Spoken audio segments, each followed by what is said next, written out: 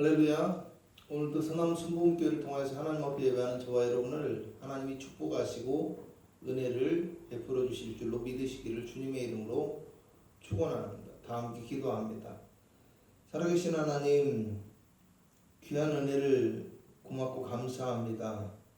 거룩한 주의 백성들을 주님의 날개 그늘 아래 눈동자와 같이 지켜주셨다가 하나님의 거룩한 성전 가운데 또 하나님 앞에 예배할 수 있도록 은혜를 더하여 주심을 감사합니다. 주여, 오늘도 우리가 예배할 때 주의 성령이 함께하여 주옵시고 주의 은혜가 넘쳐나는 복된 시간 되어지게 하옵시고 주님 만나고 응답받는 축복과 능력의 시간이 될 수 있도록 주여 역사하여 주옵소서. 예배를 방해하는 모든 어둠의 권세는 한 길로 왔다 일곱 길로 떠나가게 하옵시고 예배하는 거룩한 자리 가운데 하나님의 성령께서 역사하여 주옵시고 하나님께서 응답하여 주시는 축복의 자리가 되게 하여 주옵시고 특별히 주의 종의 입술에 하나님의 기름 부음이 있게 하여 주시어서 주님의 말씀 대언하는 데 있어서 부족함 없도록 은혜를 더하여 주시옵소서. 어버이 주일입니다. 어버이의 귀한 사랑을 깨닫는 시간 되어지게 하옵시고 독생자 되신 예수 그리스도를 우리에게 보내주신 하나님의 풍성한 은혜 가운데 감사하고 감격하는 아버지 은혜의 시간이 되게 하여 주시옵소서. 예수님의 이름으로 기도합니다. 아멘. 찬송가 212장입니다. 212장입니다.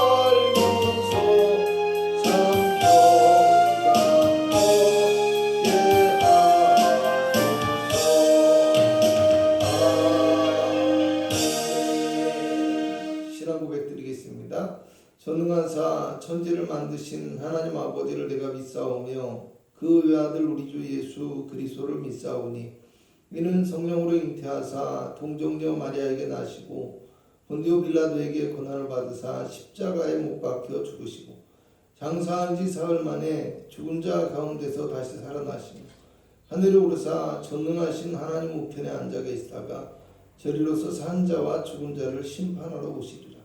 성령을 믿사오며 거룩한 공회와 성도가 서로 교통하는 것과 죄를 사하여 주시는 것과 몸이 다시 사는 것과 영원히 사는 것을 믿사옵나이다. 아멘. 찬송가 563장입니다.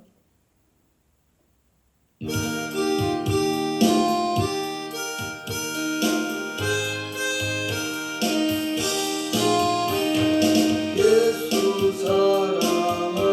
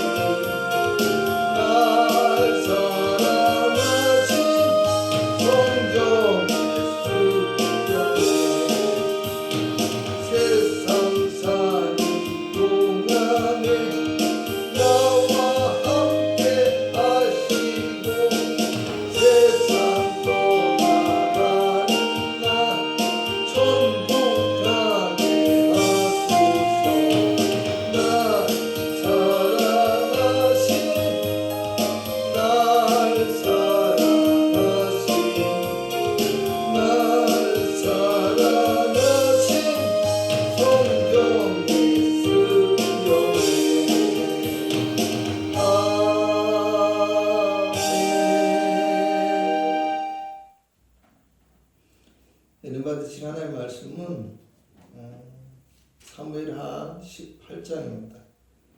사무엘하 18장 24절부터 33절까지 말씀입니다. 사무엘하 18장 24절부터 33절까지 말씀입니다. 구약성경 494페이지, 495페이지입니다. 제가 봉독해 드리겠습니다. 때 다윗이 두 문 사이에 앉아있더라. 파수꾼이 성문 위층에 올라가서 눈을 들어보니 어떤 사람이 홀로 달려오는지라. 파수꾼이 외쳐 왕께 아뢰매 왕이 이르되 그가 만일 혼자면 그의 입에 소식이 있으리라 할 때에 그가 점점 가까이 오니라. 파수꾼이 본즉 한 사람이 또 달려오는지라. 파수꾼이 문지기에게 외쳐 이르되 보라 한 사람이 또 혼자 달려온다 하니 왕이 이르되 그도 소식을 가져오느니라. 파수꾼이 이르되 내가 보기에는 앞선 사람의 다름질이 사독의 아들 아히마아스의 다름질과 같으니이다 하니 왕이 이르되 그는 좋은 사람이니 좋은 소식을 가져오느니라 하니라. 아히마아스가 외쳐 왕께 아뢰되 평강하옵소서 하고 왕 앞에 얼굴을 땅에 대고 절하며 이르되 왕의 하나님 여호와를 찬양하리로소이다. 그의 손을 들어 내 주 왕을 대적하는 자들을 넘겨주셨나이다 하니 왕이 이르되 젊은 압살롬은 잘 있느냐 하니라. 아히마아스가 대답하되 요압이 왕의 종 나를 보낼 때에 크게 소동하는 것을 보았사오나 무슨 일인지 알지 못하였나이다 하니 왕이 이르되 물러나 거기 서 있으라 하며 물러나서 서 있더라. 구스 사람이 이르러 말하되 내 주 왕께 아뢰 소식이 있나이다. 여호와께서 오늘 왕을 대적하던 모든 원수를 갚으셨나이다 하니 왕이 구스 사람에게 묻되 젊은 압살롬은 잘 있느냐. 구스 사람이 대답하되 내 주 왕의 원수와 일어나서 왕을 대적하는 자들은 다 그 청년과 같이 되기를 원하나이다 하니 왕의 마음이 심히 아파 문 위층으로 올라가서 우니라. 그가 올라갈 때 말하기를 내 아들 압살롬아 내 아들 압살롬아 차라리 내가 너를 대신하여 죽었다면 압살롬 내 아들아 하였더라. 아멘. 할렐루야. 오늘 예배하는 저와 여러분을 하나님 기뻐하시고 축복하심을 믿으시기 바랍니다. 부모의 마음이라는 제목의 말씀을 가지고 함께 은혜를 나누고자 합니다. 오늘은 기독교에서 정한 5월 둘째 주 어버이 주일이기도 하면서 우리나라의 어버이날인 5월 8일입니다.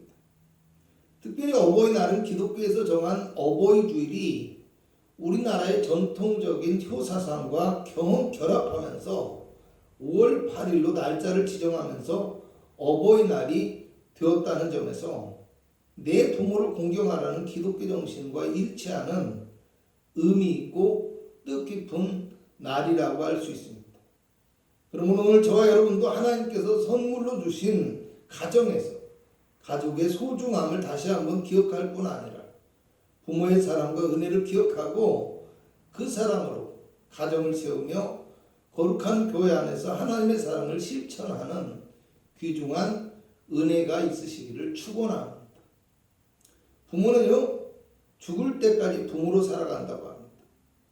그래서 죽는 그 순간까지 자식 걱정을 하고 아무리 늙고 힘이 없어져도 자식의 안위를 위해서 몸을 아끼지 않고 무엇이든지 하려고 한다고 합니다.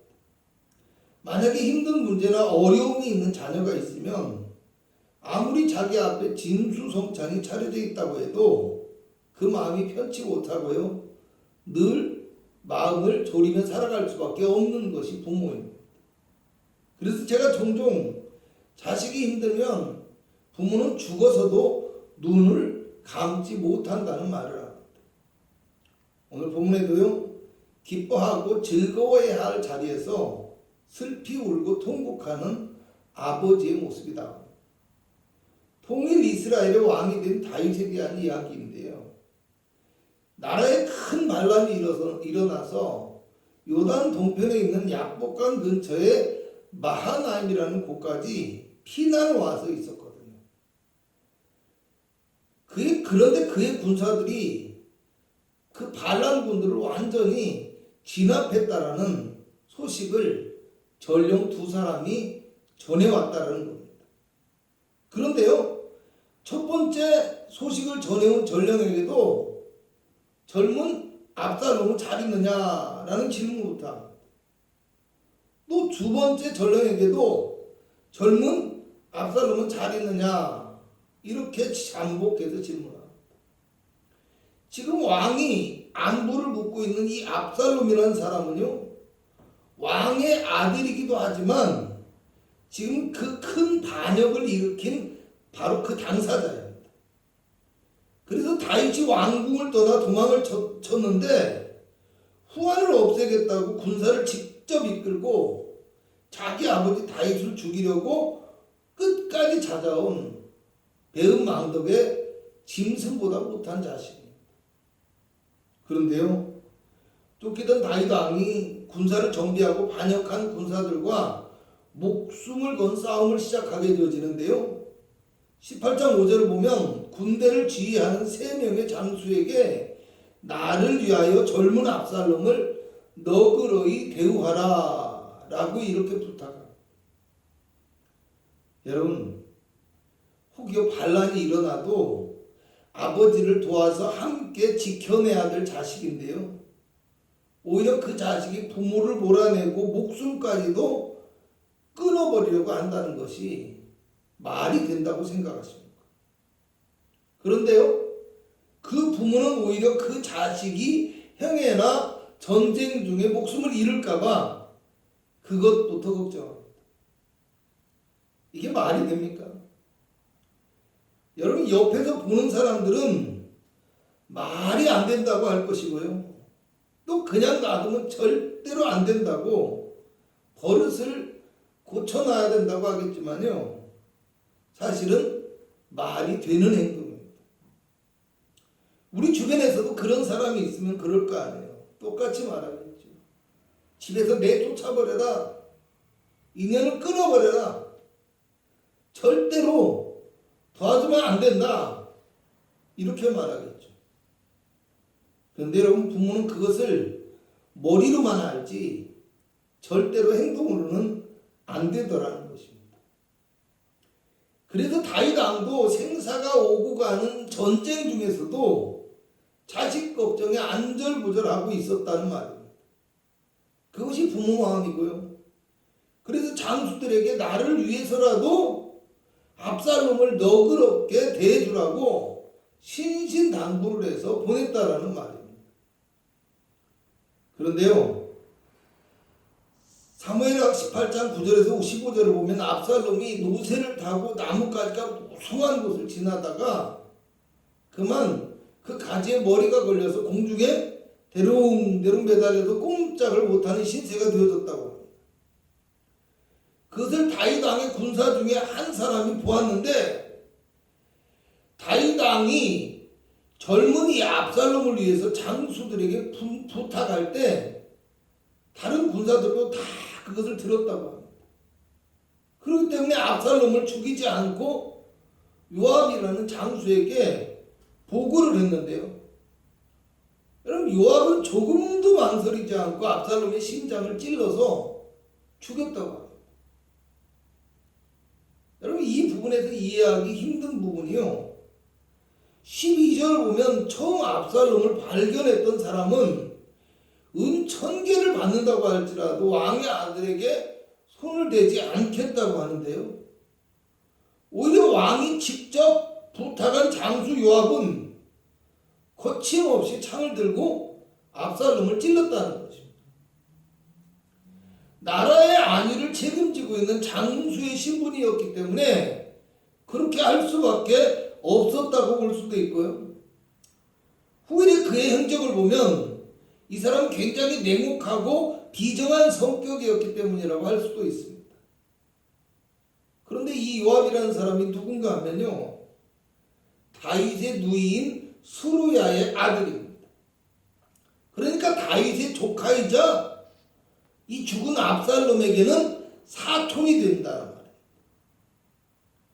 아무 관계도 없는 군사는 다윗의 애절한 마음을 알아서 압살롬을 해하지 않았는데요, 누구보다도 가까운 친족인 요압은 오히려 다윗의 마음을 이해하지 못하고 있었다는 것입니다. 19장 6절을 보면 다윗이 압살롬 때문에 슬퍼하게 되니까요. 압살롬이 이요압이 뭐라고 하냐면 압살롬이 살고 차라리 우리가 다 죽었어야 왕이 좋아했을 것이라고 이렇게 다윗에게 항의합니다. 여러분 오늘 제가 왜 이런 말을 하고 있다고 생각하십니까? 사실 우리도 이런 자녀가 아니었는지 생각해 보아야 한다는 것입니다.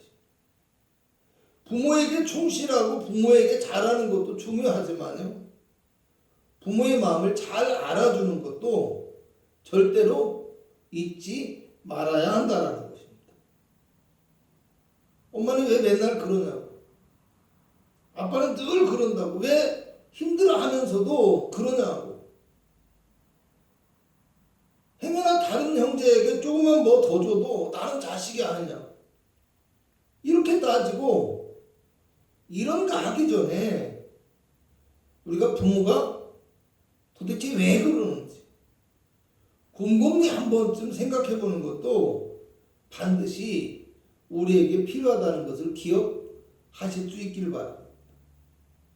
그래서 우리가 여기서 다윗의 집안 이야기를 좀 해볼까 하는데요. 사무엘하 13장을 보면 다윗의 첫 번째 아들인 암논이라는 사람이 있는데요. 이 사람이 자신의 이복 형제인 압살롬의 누이인 이 다말을 속입니다. 속여서 자기 집으로 이 다말을 불러들여서 강제로 동침하게 되거든요. 그리고서 달래는 것도 아니고 오히려 이 다말을 쫓아내버립니다. 얼마나 압살롬의 마음에 분기가 가득했겠어요. 슬픔이 가득했겠어요. 그래서 그 사건 때문에 그로부터 2년 후에 압살롬이 그의 누이가 당한 수모를 갚기 위해서 암논을 죽이고요. 그리고서는 자기 외삼촌의 나라로 도망가서 3년을 살았다고 합니다. 다윗이요. 그를 다시 예루살렘으로 3년 후에 데리고 오긴 하는데 또 그로부터 2년 동안 압살롬의 얼굴을 보지는 않았다는 거예요. 집으로 와라. 성으로 돌아와라. 고향으로 돌아와라. 이렇게 하기는 했지만 그 압살롬의 얼굴을 보지 않는 거예요. 그게 잘못 때문에. 여러분 형들은 죽고 어떻게 보면 셋째 아들이었지만 자신이 왕위를 이어받을 순서였는데요. 이미 그는 아버지의 눈밖에 난 것 같았어요. 어쩌면 자신은 이미 아버지의 마음에서 멀어져 버린 것이라고 생각했을 것 같아요. 사실 압살롬에게도 이유가 있는 거예요. 왜? 이렇게 되어진 것이 7년 전에 자신의 누이가 암논에게 수모를 당하면서 시작된 일이었기 때문에. 그래서 자신도 억울함도 있고 그래서 더 이상은 참을 수 없다고 생각했던 것 같습니다. 그래서 이 압살롬이 이번에는 은밀하게 사람을 모으고 반란을 준비하는데 무려 4년 동안 아주 아버지 몰래 은밀하게 그런 일들을 벌입니다. 더군다나 사무엘하 14장 25절을 보면 온 이스라엘 가운데 압살롬같이 아름다움으로 칭찬받는 자가 없었고 발바닥부터 정수리까지 흠이 없었다라고 이야기합니다. 그러니까 백성들이 그를 바라보는 눈길도 남다르고 특별했기 때문에 압살롬이 더 쉽게 사람들을 모으고 반란을 일으키고 그 반란에 성공할 수 있었다라는 거예요. 그리고 이 압살롬이 아버지를 몰아내고 왕이 된 것도 부족해서 이번에는 아버지의 후궁들과 동침하고요. 그리고 아버지를 죽여서 후환을 아예 없애버리겠다고 군사들이 이끌고 요단 동편에 저 먼 곳까지 쫓아왔다는 겁니다. 이렇게 자기 아들은 그렇게 했는데 아버지 다윗은 어땠을 것 같습니까? 아들은 아버지에게 한을 품고 마음의 감정을 쌓고 그렇게 할 때 아버지 마음은 어떻게 나라는 거예요?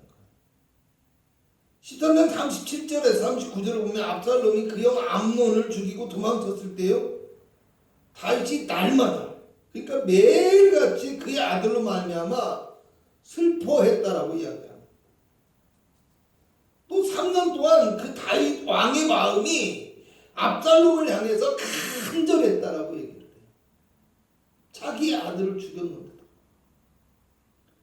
자신을 죽이러 오는 압살롬의 안위를요, 다윗은 오히려 걱정했고 오늘 아들이 죽었다는 소식에 마음이 심히 아파하고 차라리 자신이 대신 죽었어야 했다라고 말하고 있다라는 거. 19장 2절을 보면요, 다윗이 슬퍼함으로 인해서 그날의 승리가 모든 백성들에게 슬픔이 되었다고 합니다. 온 이스라엘의 승리를 기뻐할 수 없는 상황이 되어졌다라는 거예요. 여러분, 오늘 왜 제가 이렇게 다윗과 압살롬의 이야기를 지겹도록 하고 있다고 생각하십니까? 사실 우리도 이런 생각과 이런 태도를 가지고 살아가는 자녀는 아닌지 생각해 봐야 한다는 거예요. 부모가 자녀를 훈계하고 꾸짖는 것은요, 그것을 통해서 자녀가 깨닫고 바른 길로 가기를 원하는 것이지 결코 고통을 주고 벌을 주기 위한 것이 아니라는 것입니다. 여러분, 자녀의 어떤 성격과 행동에 따라서 부모가 자녀를 대하는 태도와 자세가 조금씩 다를 수는 있습니다. 그렇지만 자녀를 향한 부모의 사랑은 결코 다름이 없다라는 것을 기억해야 되는데 압살롬은 그러지 못했다라는 거예요. 우리도 그러지 않는지 생각해 봐야 된다는 거예요.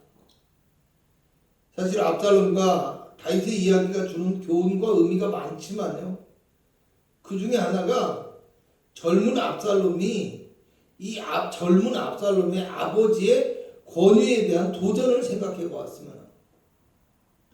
아이들이 어릴 때는 부모가 히어로처럼 느껴지지만요, 성장을 하면서 부모에게 실망하고 무시하게 되는 현상이 일어난다고 합니다. 다윗도 사실 젊어서는 사울 왕에 의해서 목숨의 위험을 받고 쫓겨다니는 방랑자 신세의 상황에서도 많은 사람들이 그를 따르고 함께할 정도로 인기가 많고 능력 있는 사람이었습니다. 그런데 이제는 이스라엘 백성들의 마음이 다시 젊은 압살롬에게로 향해 버렸다는 것. 아마 압살롬의 생각과 마음에는 내가 아버지 다윗보다는 훨씬 나은 사람이다, 이런 생각이 가득했을지 몰라요. 그러나 여러분, 이 압살롬의 잘못된 행동들은요, 어떤 개인의 가정사의 문제이거나 아니면 아들과 아버지의 문제이기 전에 다윗 왕을 이스라엘의 왕으로 세우신 하나님의 통치에 대한 반역이었고요, 하나님이 세우신 질서를 깨트리는 어리석은 행동이었다는 것을 알아야 된다는 거. 여러분, 제가 왜 이런 말씀을 드리고 있다고 생각하십니까? 사실 우리도 압살롬과 같은 그런 마음이 내 안에 있지는 않은지 생각해 봐야 된다는 거. 연약해진 부모가 우스워 보이거나 부모보다는 내가 더 많이 나을 것 같고 많이 알 것 같은, 그래서 부모를 쉽게 무시하고 부모의 권위를 가볍게 여기게 되어지는 이런 어리석은 자녀의 생각을 가지고 있지는 않은지 우리가 생각해 볼 수 있어야 한다는 겁니다. 저는 늘 이 부분의 성경을 읽으면서 드는 의문 가운데 하나가요, 이렇게 오늘처럼 단 한 번의 전투를 통해서 압살롬의 반역을 제압할, 그러니까 이스라엘 모든 국민들의 반역을 제압할 정도의 능력을 가진 그 강한 군사들이 다윗에게 있었는데 그 다윗이 과연 힘이 없어서 왕궁을 버리고 쉽게 도망을 갔을까 하는 생각입니다. 물론 많은 백성들이 압살롬을 따랐다라는 한 가지 상황만으로 보면 그럴 수도 있겠지만, 잘 아시다시피 다윗의 장수들은 실제로 엄청난 능력을 갖춘 용사들이었다라는 말입니다. 뿐만 아니라 여러분, 다윗이 사울 왕과의 관계 속에서도요, 사울 왕에게 늘 쫓겨다녔잖아요. 그런데 실제로 다윗은 사울을 죽일 수 있는 충분한 능력과 힘이 있고 기회가 있었어요. 그런데 늘 다윗은 어땠습니까? 싸우기를 포기하고 도망다녔다는 거. 이처럼 어쩌면 다윗은요, 그의 아들 압살롬의 안위를 걱정하고 또 전쟁으로 인한 백성들의 어떤 희생을 최소화하기 위해서 오히려 물러나서 어떤 평화의 기회 그리고 회복의 기회를 기다리고 있지 않았을까 하는 생각입니다. 오늘 우리들의 부모도 마찬가지일 수 있습니다. 내가 큰 소리 치고 대들고 따지고 반항할 때 부모들은 나보다 뭘 모르거나 약하고 나를 이길 수 없어서 참고 물러나고 져주는 것만은 아니다라는 겁니다. 부모의 마음은 어떻겠어요? 행여나 내가 다칠까봐, 행여나 내가 곁나갈까봐, 행여나 부모의 마음도 모르고 그냥 뛰쳐나가서 고생할까봐 나를 염려하고 나를 걱정하고 나를 사랑하기 때문에 그런다는 것입니다. 본문 33절에 다윗은요, 압살롬의 죽음을 슬퍼하며 차라리 내가 너를 대신하여 죽었으면 이라고 말했습니다. 여러분, 이것이 부모의 마음, 이것이 우리의 죄를 십자가에서 대신 짊어지고 죽으신 예수 그리스도의 마음이기도 하고요. 이것이 독생자를 죽이면서까지 우리를 사랑하시고 우리를 구원하신 하나님의 마음이라는 것을 아시기 바랍니다. 귀한 어버이날이자 어버이주일에 하나님의 귀중한 사랑이 나의 부모를 통해서 나에게 흘러왔음을 기억하시고 그 사랑에 감사할 뿐만 아니라 그 사랑으로 가족을 사랑하고 그 사랑으로 이 땅에 영혼을 섬길 수 있는 축복된 하나님의 자녀가 되실 수 있기를 주님의 이름으로 간곡히 부탁을 드리겠습니다. 기도하겠습니다. 하나님, 귀한 사랑이 나에게 흐르고 넘쳤음을 깨닫게 하여 주옵소서. 나는 늘 그저 눈에 보이는 것만 바라보면서 그 사랑을 깨닫지 못하고 불평하고 원망하고 시기하고 투정하면서 살아왔지만 한결같은 그 부모의 사랑, 한결같은 하나님의 사랑이 우리에게 넘치고 나를 붙잡아줬음을 다시 한번 깨닫는 귀중한 시간이 되어지게 해 주시옵소서. 그래서 아버지, 이제부터라도 그 하나님의 사랑, 그 부모의 사랑을 가슴 깊이 간직하고 그 사랑으로서 이웃을 섬기고 세상을 섬기며 가족을 사랑하고 섬기고 이끌 수 있는 귀중한 믿음의 사람이 다 되어질 수 있도록 주여 축복하여 주옵소서. 이 어버이날에 어버이의 귀한 은혜와 사랑을 아버지 가슴으로 느끼며 기억할 뿐만 아니라 그 사랑을 마음껏 표현할 수 있는 은혜의 날이 될 수 있도록 도와주옵시고 그 사랑으로서 그리스도의 참되신 은혜를 증거할 수 있는 믿음의 성도 되어지게 하여 주옵소서. 오늘 성도가 하나님 앞에 간구하고 기도하는 모든 기도의 제목과 삶의 문제와 마음의 소원을 들어 응답하여 주옵소서. 하나님께서 성도의 삶에 축복하시되 가정이 잘되게 하옵시고 직장 가운데 형통하게 하옵시고 사업장이 번성하게 하여 주셔서 하나님 쌓을 곳이 없는 복을 받게 하옵시고 하나님의 영광을 나타내는 능력 있는 삶을 살아갈 수 있는 아버지 그리스도인이 되게 하여 주시옵소서. 지금은 우리 구주 예수 그리스도의 무한하신 은혜와 우리 하나님의 극진하신 사랑하심과 성령 하나님의 충만하신 축복이 예배한 귀한 성도들의 삶과 가정과 영혼과 육체 가운데 함께 하실지어다. 아멘.